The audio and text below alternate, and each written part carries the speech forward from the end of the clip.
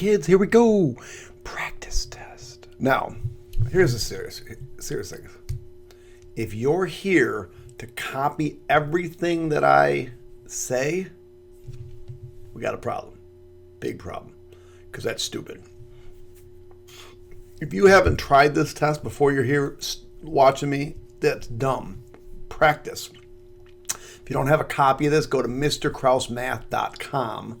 Click on set 2, set 3, set 4. It doesn't really matter, under classes. And get a copy of this. This is day 13. This will be the practice test. Test is probably tomorrow. You should be able to do all of this stuff. Hopefully. If you can't, we got problems. We got issues.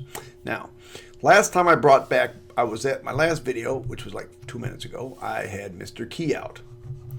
So he was an idiot. So we're going to call him Mr. Idiot today because Mr. Key made like 8 mistakes in the last video. So we're going to bring Mr. Idiot out, and we're going to hopefully bring back Mr. Key, because Mr. Key doesn't make a lot of mistakes. So here we go. This is similar to the quiz we had the other day. By the way, if you need a copy of this, I told you mrkrausmath.com. If you'd like to subscribe, that would be awesome. Awesome. If you're already a subscriber, thank you very, very much. Here's some opportunities to donate if you'd like to donate to my cause, because, I need a new computer. I keep saying that because I really do. But anyway, who cares? No big deal. I'll get one someday. Anyway, we're going to decide whether or not it's a function, whether or not it's a one-to-one function, and whether it's not a function. Now, once we decide if it's a function, we can get rid of not a function. If it's not a function, we don't even have to look at the other two. So the easiest way to tell if something's a function, if it's done graphically, is to just see if it passes the vertical line test, which this does not. Not a function. Done. This one, however, does pass that simple vertical line test. So it is a function. So I know it's not a function.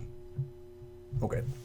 Then I'm going to test for a horizontal line test and see. Oh, failed the horizontal line test, so it's not one-to-one. So once I've decided it's a function but it's not one-to-one, if this is a function, is the inverse a function? No, it is not.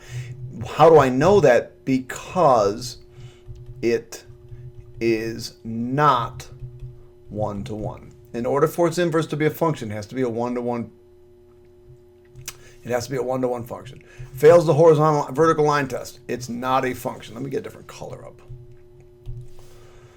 This one passes both the vertical and the horizontal. So not only is it a function, but it's also a one-to-one function. And here I would put yes, because it is a one-to-one function.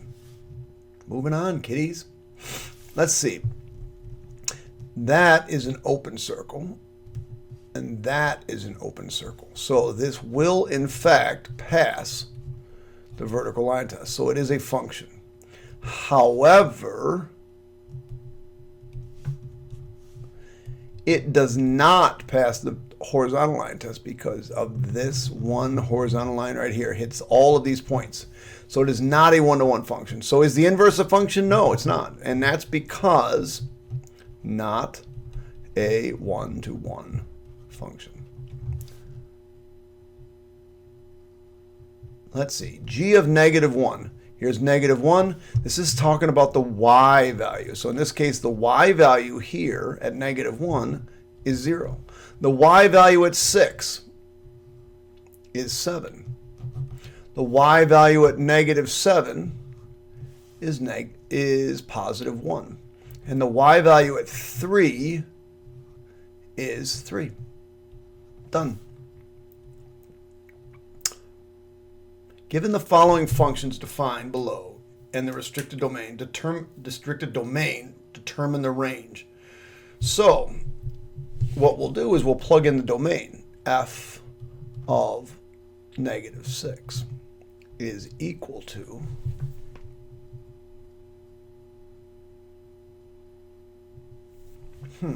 well, this is a linear function. This is a linear function that's going down, correct?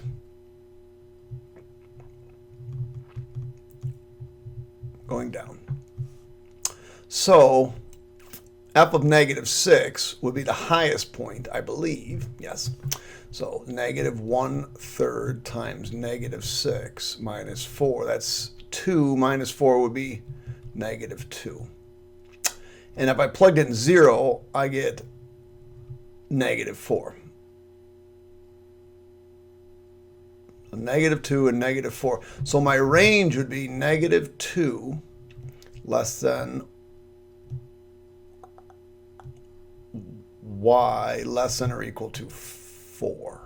Negative 4. I said that wrong. Damn. The lowest value is negative 4. The highest value is negative 2. So this would be negative 4 less than or equal to y less than negative 2. Now it's just less than because this doesn't have an equal to part here. That's a tough one.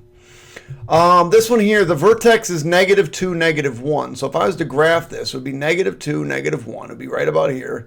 And it's going up pretty steeply.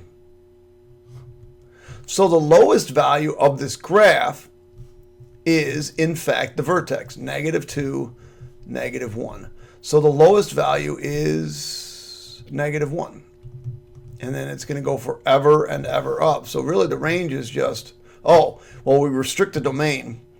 So let's see, at negative 6, this problem would be much easier done graphically. So if we just graph this puppy to absolute value of x plus 2 minus 1. So there's the smallest value. And at 0, it's 3. But at negative 6, you'll see it's higher. So let's go see a look. Let's go see what's happening at negative 6. Negative 6, the highest is 7. So this is going to go from negative 1 is less than or equal to y is less than, is less than 7, because it can't quite equal 7. That's a tough problem.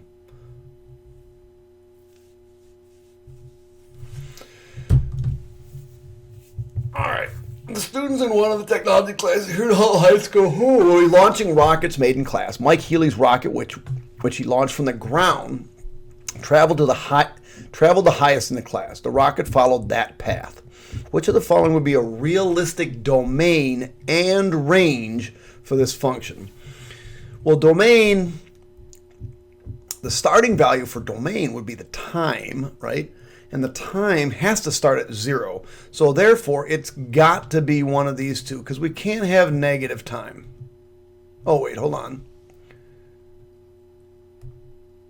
I didn't realize we made this over here. Hold on a second. So you can't have negative time. So it can't be this one. Now, if I come down to here, they're telling me my range is time. But range is the same as the y value. So this is really the y value, h of t.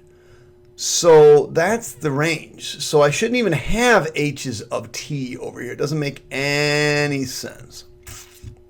Now, wait, then I have h's of t over here. This is the y values that's between 0 and 10. That doesn't make any sense. So wouldn't it make sense that my domain, which is my time from like 0 to 10 seconds, and my height would go from 0 to 100? Pretty simple. Just determine all the transformations that were made on this parent function. So we have a dilation of positive 2. That means it's going to be steeper. It moved left 6 and down 2. That's it. This one has a dilate. Well, the first thing it has is a reflection because of the negative. So it's in a reflection, so it is coming down. The next thing we have is a dilation of a half, which means it got wider. So it's wider. So it's coming down and it's wider, and it moved right 3 up 2. Don't worry, you're going to get an opportunity to graph them. So this has got a reflection it's moving to the right 5 and up 3. So right 5. 1, 2, 3, 4, 5, up 3. That's the vertex. It's coming down, but it doesn't have a dilation, so it's just coming down. It's just going to hit all of the corners of the boxes. And hopefully I can do a decent job of graphing that. And this way.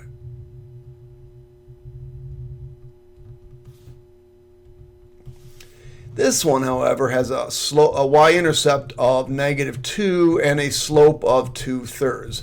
So we're going to go to the y-intercept of -2, and we'll do this in a different color. Y-intercept of -2. Wait a second. There's one of our solutions,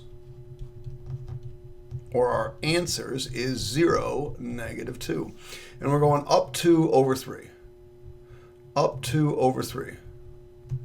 And there are the solutions to my problem. 1, 2, 3, 4, 5, 6, 2. The other point is 6, 2. Catching. Which of the following functions below is graphed on the axis? So, well, I have the line y equals 1 here. Let me grab a different color. Now, let me erase that actually. It's in my way. That's an easy one. Let's try this one. Oh, black, I don't use black. Let's use red. So this one has a slope that is down 2 over 1. So I should have a -2x somewhere. This one has a -2x. This one has a -2x. This one does not have a -2x. So I'm going to guess. And if we keep going, it's got a y-intercept of -4. So this one has a doesn't have a -2x. This one has a y-intercept that's +4, so that can't be it. Y equals 2, y equals 2. So now I just got to figure out which one this. We're going right 4 and down 3. So I need one that goes -4 and +3, and that would make it this one. The second term of an arithmetic sequence is 14, and the fifth term is 32. We didn't really talk about this. The second term, 1, 2, 3, 4, 5. We talked about it. The second term is 14. The fifth term is 32. So an arithmetic sequence, a sub n is equal to a sub 1 plus n minus 1 times d.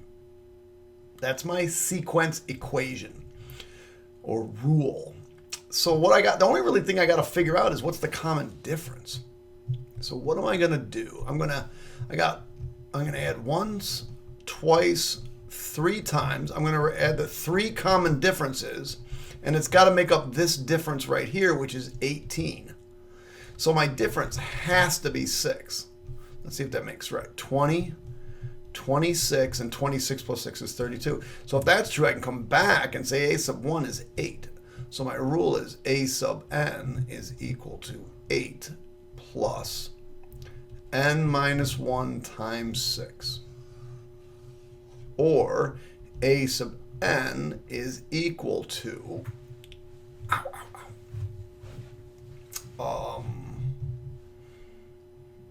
8 plus 6n minus 6, which is a sub n is equal to 6n plus 2. That's my equation.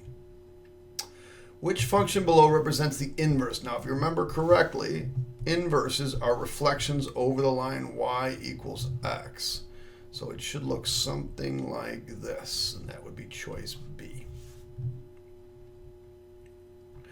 Define inverses. We exchange, this is a y, so we exchange them. X is equal to 3y minus 9. X plus 3, 9 is equal to 3y. Divide by 3, I get 1/3 x plus 3 is equal to y, or f inverse of x is equal to 1/3 x plus 3. Because remember, we're going to divide by 3 here. So this is y. Let's do this in a different color. So we're going to do x is equal to negative 2 over 5y minus 1. Now, I don't really like that fraction. Nobody does. So we're going to multiply through by 5 to get rid of it.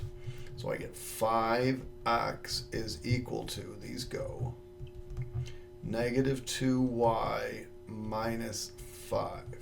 Now, I got an issue. I hate when y's are negative. Hate when y's are negative. So what I'm going to do is I'm going to move this over here, and I'm going to move this over here. So that gives me 2y is equal to 5x, but negative, because I moved it over, minus 5. And I just divide everything by 2. So since I'm running out of room, I'm going to write the f in. F inverse of x is equal to negative 5 over 2x minus 5 halves. All right, one more. Y equals, let me grab a different color. X equals 3 over 2y plus 12. I'm going to multiply everything through by 2. So I get 2x is equal to 3y plus 24. 2x minus 24 equals 3y. Divide by 3. So I get f inverse of x equals 2/3 x minus, what was that, divide by 3? Minus 8. Fifth term in the recursive sequence. Now remember, recursion takes the one previous, modifies it, and gives you the new one. So I want the next, I want to find the fifth term in this sequence. So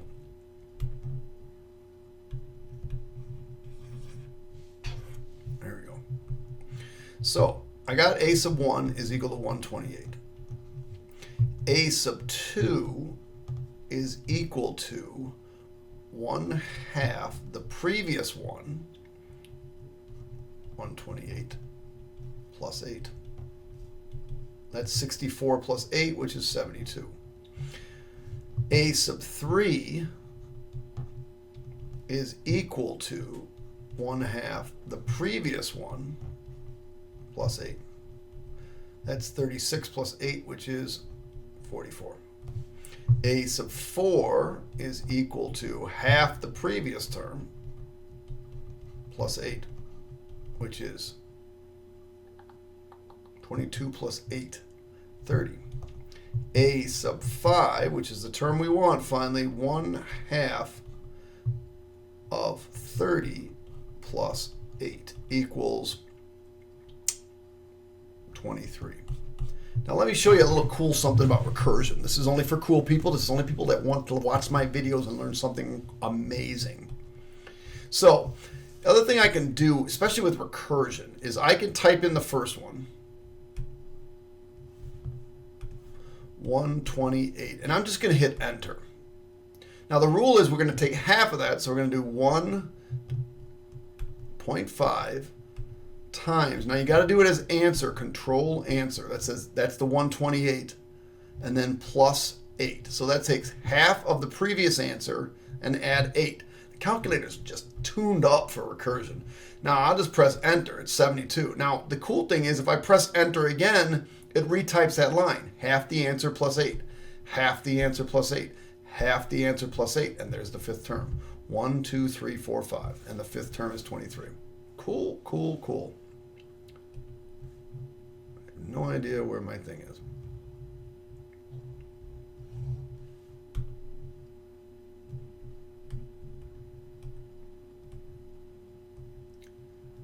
Somehow this is all gone. Oh, there it is. It came back. All right. Minahan's go-kart racing has a pricing structure that's a little bit confusing. Let me try to explain. If you want to take a ride, the first 4 minutes will cost you $10. Then for every 2 minutes thereafter, it will cost you an additional $2. The longest ride you can take is for 10 minutes. So we want to draw this shape of what this thing is going to look like. So at 0, minutes, it costs me nothing. But at just getting into the car, ready to go, it's going to cost me $10. Oh, at 0 time, it doesn't cost me anything. I can still change my mind and get my money back. So I'm going to leave an open circle there. And for the first 4 minutes, it cost me $10. So I'm going to go over 4 minutes worth of time. I'm going to go 4 minutes worth of time and not charge me a dime. Or charge me it's going to cost me $10. This is the money over here. $10 for that first 4 minutes. Now, if I want to keep going just past 4 minutes, it's going to cost me another $2. But open circle here, at 4 minutes, it still only cost me $10. At 4 minutes and 1 second, and for the next 2 minutes, it's going to cost me another $2. So if I go for 6 minutes, it's going to cost me the original 10 plus the new 2. And again, if I want to go for another 2 minutes, at 6 minutes, it's going to cost me another $2. And at last but not least, that last 2 minutes, I will have spent another $2. So graph the step function. We did that. And what is the maximum cost of a single ride? $16. Right here, $16.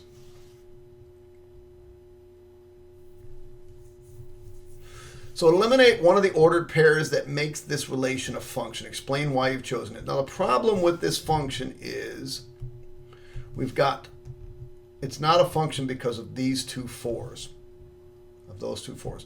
So I can eliminate 4, 6, or 4, 7 to make it a function. And why? Because then I would not have any repeating x values.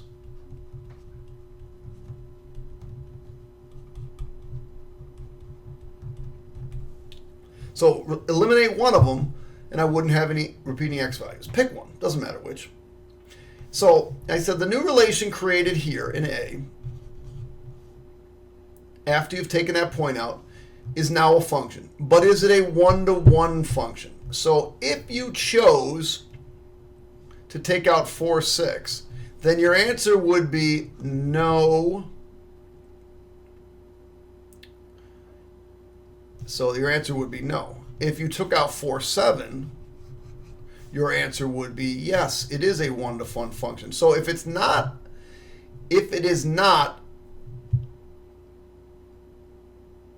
if not, is there a point from the original relation that you could have eliminated that would make this a one-to-one function? So if you chose 4, 6, in order to make it a one-to-one function, you should have taken out 4, 7.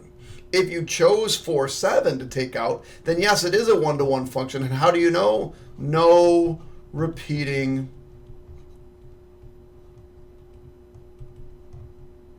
y values. Remember I told you I need a new computer? This is what happens when my computer gets short on RAM. It just starts going all funky on me. All right, we're going to answer all these questions. We're going to try to do these. Domain, let's see. It goes all the way to negative infinity this way. When we include negative 4, it goes all the way up to here. We include 0, and then we include all the way up to 5. So my domain is negative infinity up to and including 5. My lowest y value, since this goes forever and ever this way, my lowest y value is negative infinity as well. And my highest y value is this one right here, which is 9. And it includes 9. Is it a function? Yes, it passes the vertical line test. Is it a one-to-one function? Yes, it passes the horizontal line test. Therefore, is the inverse a function? Yes, because it's one-to-one. Where's the graph increasing? I'm going to highlight where it's increasing. It's increasing from here to here, and from here to here, and from here to here. So it never stops increasing, increasing, increasing. Even at this point here, it keeps going, increasing, increasing, increasing. So where is it increasing? It's increasing from negative infinity all the way up to this point right here, which is 2. But not including 2, because at 2 it turns around and comes back down. And then where is it decreasing? It's starting at 2 and going to 5. But 5 is an endpoint, so we're not increasing or decreasing. Minimum value is negative infinity. The maximum value is 9. Now we want to write an equation for this piecewise function. So we've got 3 pieces, I think. Let me erase, so I can figure out what's going on here. So f of x is equal to, I'm going to do 3 pieces.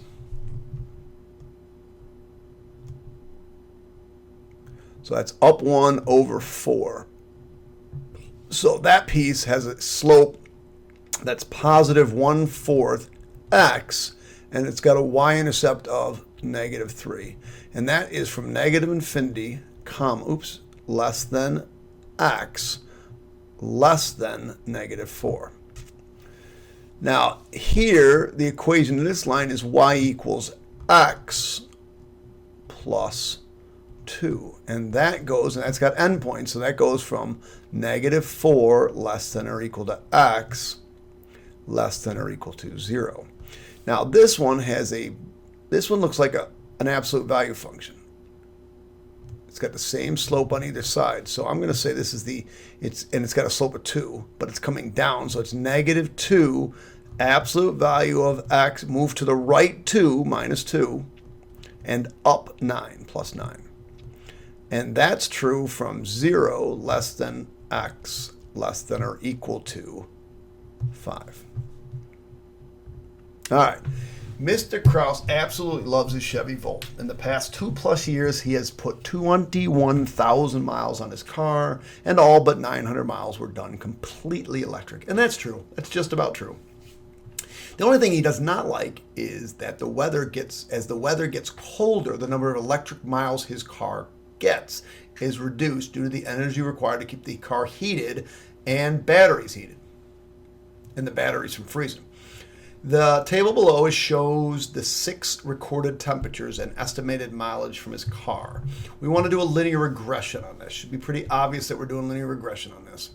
So we're going to go to our calculator. We're going to get those typed in. So we're going to a table. Going to a table. Temperature is my independent variable.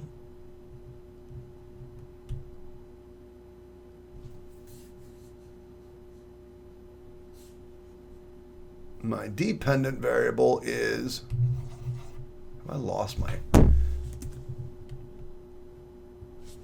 back.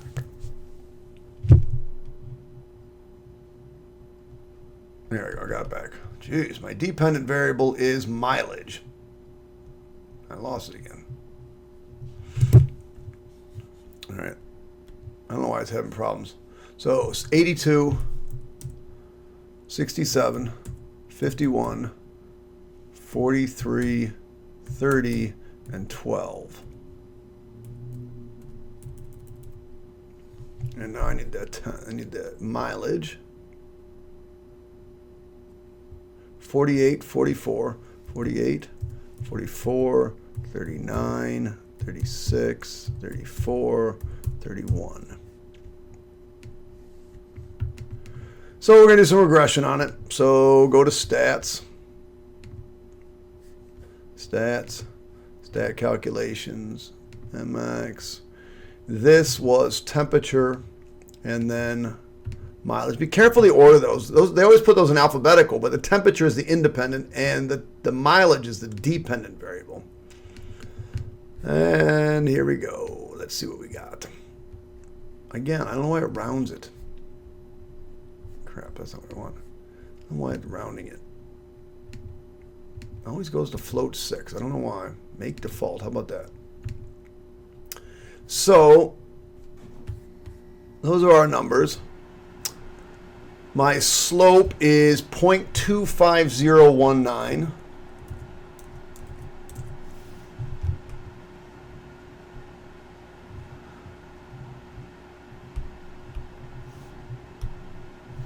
See what I'm talking about, kids, with my silly computer?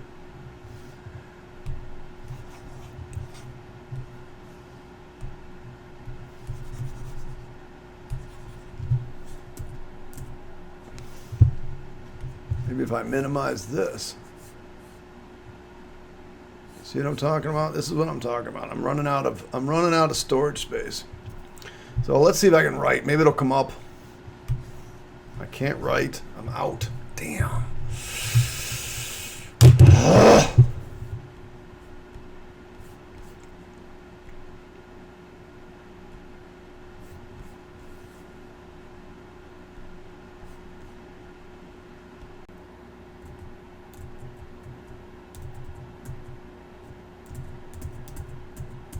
I'm back, kids. My goodness, I'm having problems with this stupid computer. Okay, so M was 0.25019.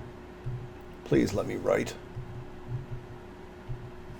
So M is equal to 0.25019. That's fine. And B is equal to 267823. 267823. All right, so the equation is mileage. So mileage is equal to 0.2. I'm rounding this to the hundredths place. So 0.25 temperature plus 26.8. So I asked a couple of different questions. So my other questions are, using the equation from part A, determine how many miles to the nearest tenth of a mile Mr. Krause can get to expect if it's 48 degrees out. So I want to know my mileage, so that's the question mark. Mileage is equal to 0.25 times 48 plus 26.8. So I come over to the calculator, and I'm going to go to my calculator and go 0.25 times 48 plus 26.8. 26.8.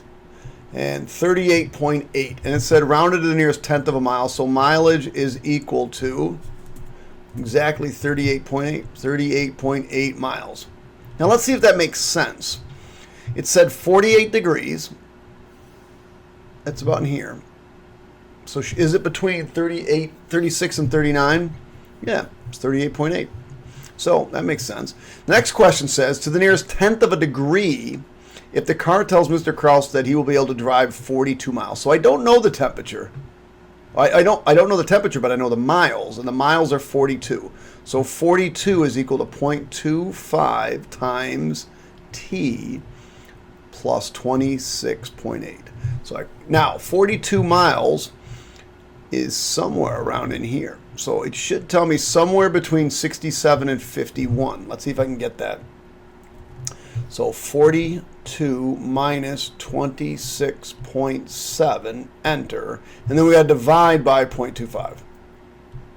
61.2. And T equals 61.2. You subtract the 26.6 and divide by 0.25. You get 61.2 miles, and that kind of makes sense. All right, last problem. Write the equation.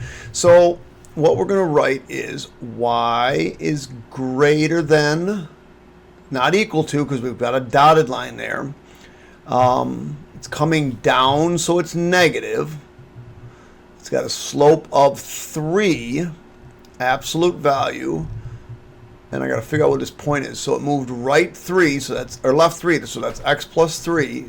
And it moved up 4. There's the equation.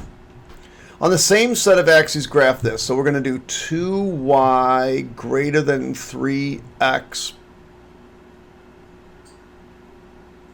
plus 8. Divide by 2. So I get y is greater than 3 halves x plus 4. So I'll come back up.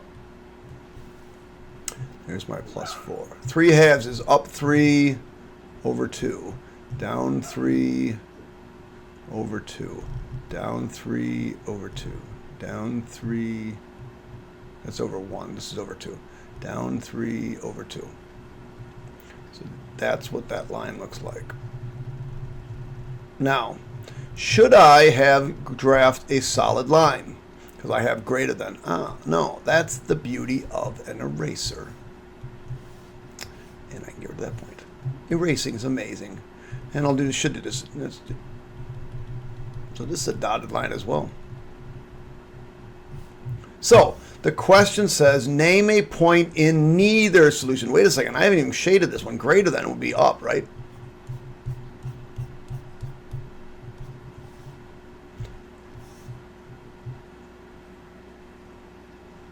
Name a point in neither solution. Neither solution would be down here somewhere. So neither would be like -3, -10. Nope, that's neither. So -3, -10 would be neither solution. And name a point in the solution. Well, in the solution will be anywhere where the double hash marks are. So that's all of this in here, wherever there's double hash marks. So I can pick, and the easiest one to pick is -10, 10. -10 and +10, which is this point up there. And that's it, kids. That's all she wrote. That's the end. Thank goodness. Bye. Subscribe.